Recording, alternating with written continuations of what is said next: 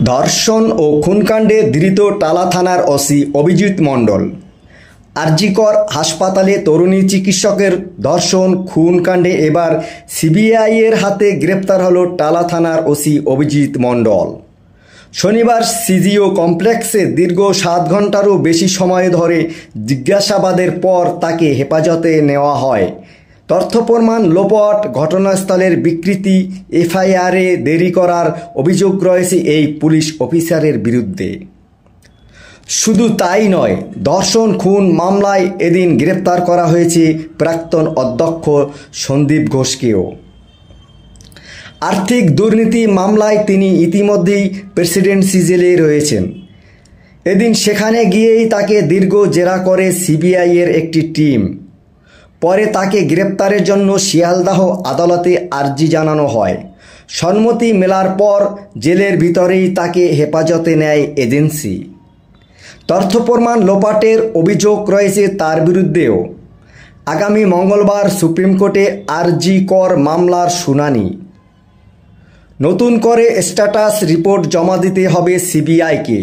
তাই 31 দিন পর ধর্ষণ খুনের মামলায় সিবিআইয়ের এই গ্রেপ্তারি তাৎপর্যপূর্ণ।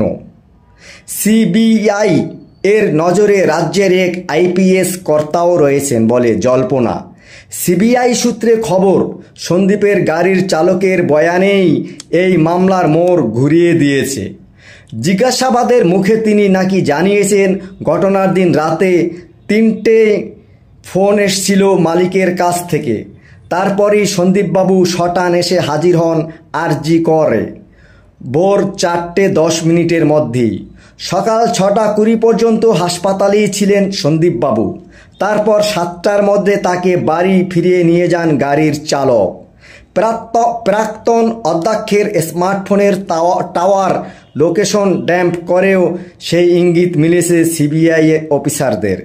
পিছনের লিফট দিয়েই তিনি ঘটনাস্থলে যান বলেও সন্দেহ সিবিআইয়ের। তাদের অভিযোগ, সন্দীপের প্রবেশ স্থানের সিসি ক্যামেরার ফুটেজ ড্যাম্পার করা হয়েছে।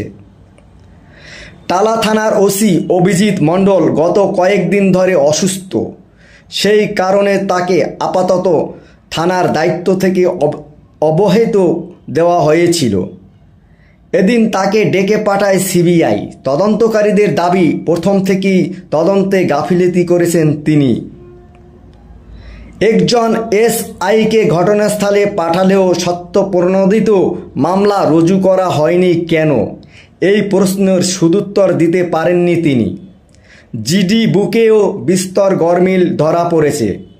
সিসি ক্যামেরার ফুটেজে 4টির বেশি জিডি নথিভুক্ত করার দৃশ্য ধরা পড়েছে বলে সিবিআই সূত্রের দাবি, কিন্তু তা চেপে যাওয়া হয় বলে অভিযোগ। জানা গিয়েছে গোটা ঘটনার এক পদস্থ আইপিএস কর্তার দিকেও ইঙ্গিত করেছেন অভিজিৎ। তিনি যে হাসপাতালে ভর্তি ছিলেন সেখানেও গিয়েও তদন্তকারীরা ধর্ষণ খুনের ঘটনাস্থল যে সেমিনার হল নয় সে ব্যাপারেও তদন্তকারীরা এখন কার্যত নিশ্চিত বলে বিভিন্ন সূত্রে দাবি করা হচ্ছে। কিন্তু তরুণী চিকিৎসককে ধর্ষণ কে করল সেই প্রশ্নের উত্তর নেই সিবিআইয়ের কাছে। যদিও খুনের পরই যে ধর্ষণ সেই তত্ত্ব ক্রমশ জোরালো হচ্ছে।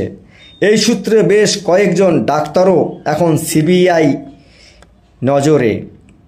এজেন্সি সাফ দাবি এটা পরিকল্পিত খুন।